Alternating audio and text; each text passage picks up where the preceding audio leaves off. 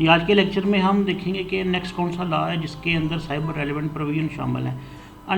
Anti money laundering act 2010, ये इसमें कुछ प्रोविजंस हैं जो साइबर लॉज रेलेवेंट हैं।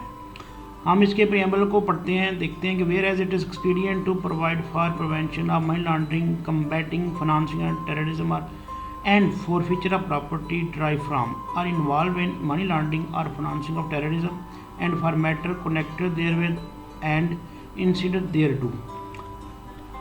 हम जब इसके सेक्शन 2F में जाते हैं डेफिनेशन में, तो इसमें वो कहते हैं कि financial institution means subsection V है issuing and managing means of payment including but not limited to credit card and debit card, cheques, travel cheques, money order, bank draft and electronic money.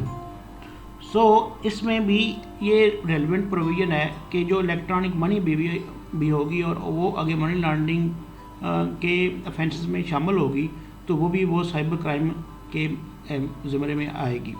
तो चूँकि ये anti money laundering जो है इसकी जो है over riding effect है, federal का स्टैचू है, ओवर राइडिंग इफेक्ट है, और लिहाजा इसकी जो एजुडिकेशन है ऑफेंस की वो इसी मनी लॉन्ड्रिंग एक्ट के रेलिवेंट और प्रोविजन में होगी। इसके परव्यू में ही ये ऑफेंस आएगा। अब सब सेक्शन 2R में आते हैं, तो property or asset of any description whether corporeal or incorporeal, movable or immovable, tangible or intangible, and include deeds and instrument evidencing title to or interest in such property or asset, including cash or monetary instrument wherever located।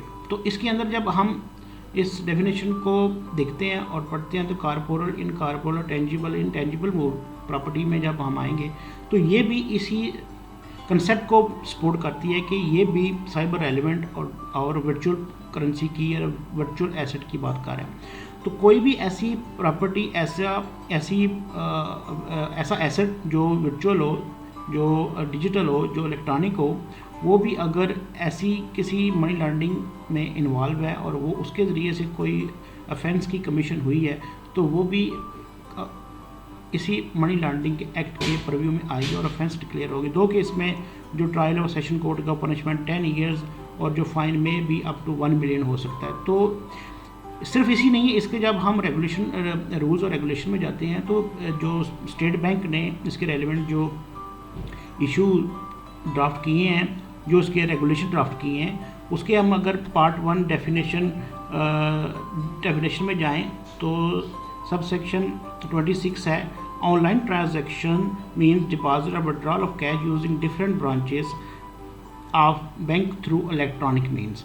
तो ये भी ये देखिए, इसी detail जो है वो इसके रेगुलेशंस में भी ये प्रोवाइड किया गया है कि जो भी ऐसी ट्रांजैक्शन होगी जो मनी लॉन्ड्रिंग के परव्यू में आएगी, उसको अरे में फॉल करेगी, मनी लॉन्ड्रिंग के अरे में फॉल करेगी, और वो वर्चुअली और इलेक्ट्रॉनिक मीन्स होगा, जो डिजिटल मनी का होगा, तो वो भी ऑफेंस डिक्लेयर होगा और ऑफेंस करार पाएगा। तो मनी लॉन्ड्रिंग एक्ट में भी साइबर रेलिवेंट प्रोविजन शामिल है। इसका स्कोप बहुत वसी है। तो अब जो अमेंडमेंट है वो तेज़ी से हर स्टैचू में आती जा रही हैं, हर उस स्टैचू में आती जा रही हैं जो रेलिवेंट है। दो के जो लॉ होता है वो स्टैटिक नहीं होता, डायनेमिक्स होते हैं, उसके जो डिटर्मिनेंट्स होते हैं हर स्टैचू के। तो हर स्टैचू में स्लोली तमाम वो साइबर रेलिवेंट प्रोविजन आ रही हैं। आने वाले दौर में जहाँ पे अब पेपरलेस करेंसी, पेपरलेस ट्रांजैक्शन और पेपरलेस कम्युनिकेशन और सारा पेपरलेस बिजनेस आ रहा है। तो पेपरलेस बिजनेस का मतलब ये है कि सारे एसेट, सारी ट्रांजैक्शन, सारी कम्युनिकेशन वो वर्चुअली या डिजिटली या इलेक्ट्रॉनिक मीन्स के होगी। तो तमाम लाइबिलिटीज़ भी उधर ही जाके डिटर्मन होगी, तमाम ट्रांजैक्शन उधर ही डिटर्मन होगी। कोई लॉ की वायलेशन होगी तो उधर ही जाके उसी इलेक्ट्रॉनिक साइबर लॉज में ही उसी को डिटर्मन किया जाएगा। तो ये जो मनी लॉन्ड्रिंग एक्ट है 2010 में आया, तो फिर फर्दर अमेंड हुआ था और जिसमें ये साइबर रेलिवेंट इसकी प्रोविजन को शामिल किया गया था। आज के लेक्चर में हमने इसको देखा कि कौन सा और स्टैचू है जो कि जिसमें साइबर रेलिवेंट प्रोविजन है, तो ये मनी लॉन्ड्रिंग एक्ट 2010 है। आगे हम देखते हैं